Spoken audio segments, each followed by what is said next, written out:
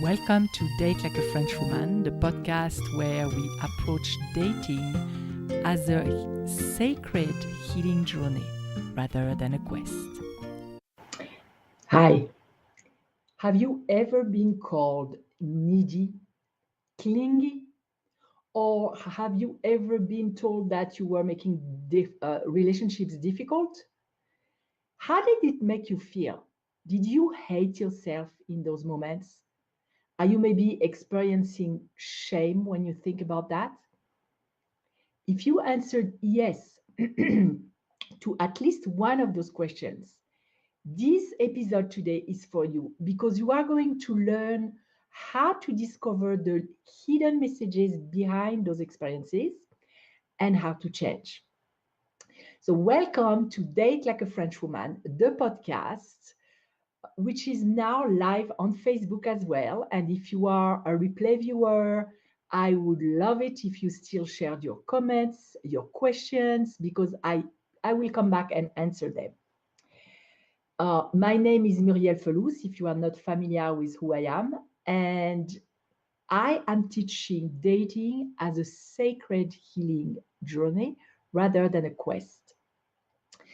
Today, we are going to talk about something that a lot of women who tend to attract crappy relationships with guys that are one Mr. Wrong after another are experiencing, and maybe you've experienced that more than once. I know if you're like me, I did in several of my relationships because I was not in the relationship that was healthy. By the way, if you're here and you want to be notified next time I go live, all you have to do is just to put the comment notify me in the comments below and you'll be added to my list. So I'll let you know beforehand when I'm going to go live so you can come and participate and ask questions. If you are a woman who has been accused of being needy and maybe even obsessed, or clingy, or any other negative qualifier like that in your relationship, I really feel for you. I know and I see it on my clients all the time how it feels. It's very painful. And most of the time, you experience a lot of shame. And I don't know if you're like me, but for myself, I used to hate that woman. I used to hate the fact that I became that woman who was not confident enough to behave otherwise. And believe me, I've done crazy things. I don't know about you, but in the past, when the relationship was really dysfunctional, I spied on my love partner. I looked into the phones. I I just realized my mic wasn't close to me. So here we are. I found ways to try to calm the inner panic that I was feeling in my body. So, what does it mean when you get to become that woman in a relationship? Well, there is, like I said, a hidden message behind that. And it's a hidden message, it's a hidden call for healing. Because obviously, if you become someone who's not emotionally balanced, if you become someone who some men literally said crazy, there is a reason for it. So, what could be the hidden messages? That's what we're going to discover today. Because I want to tell you that you're not crazy and that you can forgive yourself because you reacted that way because something was highly triggered in you. And the little girl in you, the little girl was literally panicking, freaking out because all she wants is love. And she could feel, you can feel in those moments that the love is slipping away, at least what you call love, which usually is not love, but it's more like an emotional addiction. It's slipping away, and you're trying desperately to hold on to it. And that's why you try to manipulate, you try to have the person stay with you, because under the surface, you may feel that something isn't right. You may not be able to exactly pinpoint what is not right. And if you're anything like me or some of my clients, you may even try to catch the person on the act, but always unsuccessfully. And that drives you nuts. And you become even more clingy, and you become even more suspicious, and you nag. And it's not fun for anybody, not for him and not for you. It is not healthy. So, what could be the scenario? It could be that it's a problem of boundaries and expressing your needs. Uh, have you ever asked yourself before you start the relationship, or if you are in the relationship, what are your needs in a relationship? Do you even know? Did you even ask yourself once, what are my needs in that relationship? What am I trying to bring to myself? How am I trying to feel? What needs to be present for me to feel at ease in that relationship? For example, you may have a need for honesty, and you're dealing with somebody who's navigating his life with lies. So, of course, you're going to be mismatched, you're going to be disaligned, and it's going to create chaos in you, and you're going to start freaking out. Or maybe you have a need for respect that, frankly, everybody should have. I don't like the should, but it really needs to be present in a relationship. Respect and valued. And maybe you don't feel valued because, let's say, the person is setting dates with you and canceling at the last moment, or is not showing up and you're not exactly sure where he is because his stories don't add up. All those things, pay attention to it, because if you don't meet the needs in a healthy way, you will come from another angle and meet them from an unhealthy way. Thus, the clingy, the obsessed, just because you're desperate to have that in your relationship. And do you know what you're ready to accept or not in a relationship? There are things that we can accept, there are things that we can live with, there are things that we can't. And the last thing I wanted to mention is, who are you in that relationship? Yeah, because you need to behave according to your own standards. Are you telling lies? Then, if you do, no wonder you're getting liars. And even if it's lies about who you are in this relationship and what that relationship is, because most of the time we do that unconsciously. We say that we have something that is only from our projection, from our imagination, from what we want, and it's not really here. We want a cat, we meet a dog, and we want desperately to call him a cat. That cannot function. They're both pets, but believe me, they're completely different. So, have you ever experienced that? And how did you feel? Do you have now clarity about what was going on or not? Put that in the comment. Or if you have any aha moment, put that here too. Put a hashtag and what you learned about yourself, because it's all about self discovery. And relationships are marvelous for that. I always say they mirror who we are inside. The next thing it could mean, the next message, we talked about boundaries. We talked about boundaries with knowing what your needs are. What about the boundaries with yourself? And that comes in two parts. We mentioned the part one is know your deal breakers. We talked a little bit about what we're ready to accept and what we're not ready to accept. Do you know your deal breakers?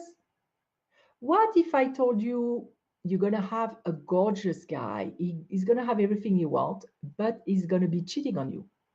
Are you going to accept that? Are you able to live with that? Probably not. Then that needs to be on your list. What about somebody who wants you to take care of him financially? Is it something you can live with? What about somebody, let's say you're very healthy in your way of taking care of your body and what you eat? You go to the gym, you like hiking, you like doing things outside, and you meet someone who eats junk food all day. Can you live with that? And of course, I'm not telling you what to do, it's for you to decide. Some people can be completely different and still somehow reach a certain level of compatibility. But believe me, when you don't have the same values, at least two or three same values to start with, it makes things so much more complicated. I know because I've experienced dating men from other cultures, for example, where as a French woman, I am independent. I don't like to be told what I can or cannot do. Of course, I always respect my partner, but I don't like dictator. I'm very open-minded. And as I was dating a guy from another culture, he was very, I wouldn't say possessive, but he was making the rules for what I could do. For example, he didn't want me to go to lunch at work with men, a work lunch, not me one on one with a man, but me with several men. If there was not another woman present to that lunch meeting, he didn't want me to go. And of course, that didn't fly with me because I need my freedom. I am respectful. I value my partner even when I'm not there. I expect the same from him. I expect him to leave me room. And by the way, when somebody is too suspicious of you, um, cheating on him maybe, when you are not that kind of person, when it is not the impression that you give with your behavior and who you are, be alerted. That's a red flag because we project who we are and what we do on others. So always try to be observing, try to take note, and don't cross your own boundary. I'm sorry, I'm going to cough. And I'm going to have a sip of my homemade kombucha. Talking about good food, I love kombucha, I love kefir, I make it at home, it's delicious. So don't cross your own boundary of your deal breaker because you like the guy too much or because you're so afraid of ending up alone with 10 cats. Don't do that to yourself. Keep your own boundary and know your deal breakers. The second part of boundary is also an inner boundary, but it's a boundary between now and then. It's a boundary between now and your past relationships. Keep them in the past. If you know that you are triggered by certain stuff, you work on that. Work to desensitize your triggers and to augment your awareness so you know right away who you're dealing with and you make the selection from the beginning. Like you have a filter where the guys that you used to date don't come, you don't draw them in your life anymore. And even if they get close to you, because you became somebody else, they don't get attached to Velcro. Don't be a Velcro for Mr. Wrong. And basically, that's what we do with my clients. These women learn what in them attracted those guys, what in them invited them, both on an emotional level, on a behavior level, on an energy level, because we do that. So do not bring those Mr. Wrongs from the past and start being triggered right and left if you're dealing with a good guy. Because if you do the work on yourself, at a certain point, you are going to attract good guys. Whether they're compatible or not, that's another question. Because as we said, we need to have certain values in common. You need to have certain commonality, a common ground to be able to build a strong relationship.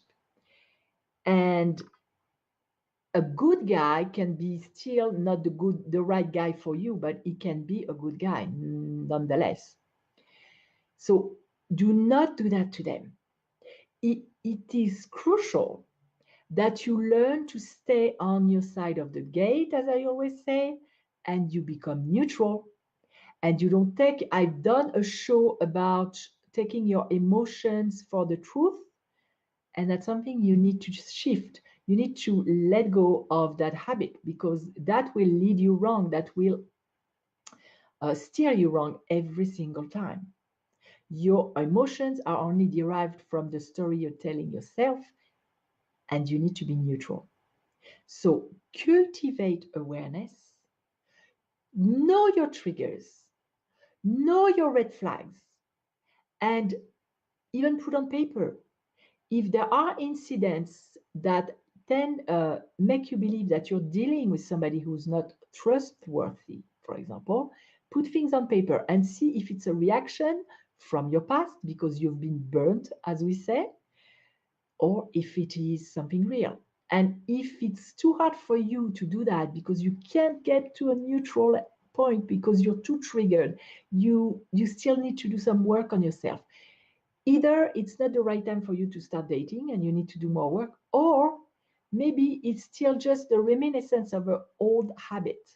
Ask a girlfriend, someone you trust, not someone who's going to start shaming you for picking the wrong guy over and over, because I know that that can feel horrible. It happened to me when I was dating a guy who was he was a taker, not a giver.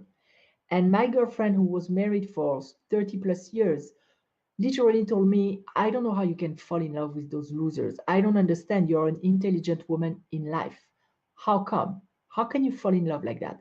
And that really hurt me. Not only was I hurt by the guy, but to get that slap in my face from a girlfriend, it was really worse.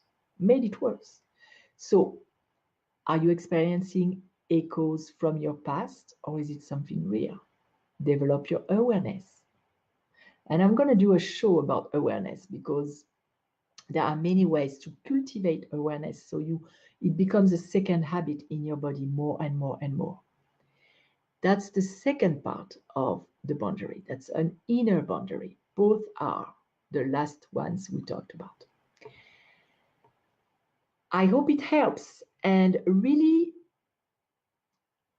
it it is a question of understanding why you did that. Because once you understand that you were triggered and that it wasn't really who you are, that's just a reaction to what's going on, and that comes from the pain in you, that comes from your little girl who's crying and shouting and scared. And by the way, you can even put your hand on your heart because I've done that in my uh, um, former class. You put a hand on your heart and you calm that little girl down because all she needs is attention. And if she doesn't get your attention, if you don't cultivate a relationship with that little girl in you, she's going to act out. She's exactly like a teenager.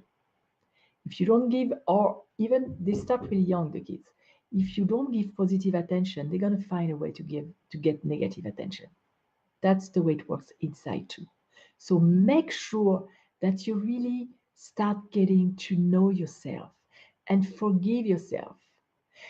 By the way, if you are not part of my private group on Facebook, it's called Date Like a French Woman Free Coaching Group. You want to join because we are going to start working on things like this with emotional freedom technique, mini sessions there live, and on topics like self forgiveness and developing awareness, all kinds of little powerful tools like that you can learn and practice to really get to where you want to go. So I will put the link in the description of that video and you can just join. But I want to warn you, it is not a dating site, because I have a lot of people requesting to be part of that because they want to find love in the group. They want to I have a lot of guys sending me messages that they want to find a woman. That's not what we're about. We are about sacred healing to create the emotional and energetic space for the love that you really want in your life, because it starts with us. And unless you are removing one by one the blocks that are in your ways and what is drawing those people in your life, you're going to continue drawing the same kind of crap. Forgive my French, but that's what you're going to continue drawing to you. Unless you can clean the filter, you will draw the same kind of partners that you've been drawing. So start developing some awareness. And if you have questions, you can put them here. If you've been called clingy in a relationship and you don't dare putting it here because it's too open, it's on my business page, join the free group coaching, the private one, and we can interact there. You can say stuff that won't be open to the entire world, because I know it's a sensitive subject. We have a lot of shame. We have a lot of shame regarding that, but it's just a reaction from pain. So I really hope that you practice the tools to go back and make a summary of what we've talked about here. We've talked about the hidden message for those behavior of being clingy and needy and obsessed and difficult as a hidden call for healing. Healing in expressing your needs, knowing what you need to have in a relationship, and becoming someone who will also measure up to the version of partner that you want. Setting boundaries both with the outside world, with what are you ready to accept and what are you not ready to accept. Knowing your deal breakers and setting a boundary with yourself that if the deal breaker is happening just in front of you, let's say your partner is unfaithful and you highly value honesty and faithfulness, you're out of here. Set a boundary with yourself. If the person is so cute, the guy is so cute that you can't, you have to say, set a boundary. You're out of, as soon as you see a deal breaker, you're out. Not two or three. One deal breaker, you're out. So it requires you to know them. And then set boundaries, inner boundaries with yourself. This one was already an inner boundary, but the second inner boundary is don't drag your past into the present. Set a limit and see who you're dealing with. Become aware, become neutral, see who you're dealing with, and don't make the new guy pay for the last 10 ones or the people you've dated before. Work on yourself, catch your triggers, and talk to the little child inside who's freaking out every time something goes wrong and you think you're going to end up alone for the rest of your life with 10 dogs or 10 cats. That's what I shared today. If you valued what I share and it helped you, please like it here, send me some hearts, say hello, and share it with your friends. You can also share it as a form of the podcast, because I also am on iTunes. As I said, this is a podcast that is now recorded live. So this episode will be also on iTunes. So if you listen to the show and you like it, go and review. I would love it. I thank you for being here, because I love when I can help you. Hi, by the way, if you're here, I can see your names, I can see pictures. So thank you for being here. And if you want to be notified next time, just put notify me in the comments and I'll let you know in advance so you can prepare your questions. But the truth is, you can even put your questions after the show and I'll come back to answer. Have a wonderful evening and forgive and be kind to yourself. Self-compassion. Understand that it is not that person who you are. You're not that woman or that guy. who's clingy. That's just a reaction. May you be loved and realize that you are always loved. I'll see you next time. Bye.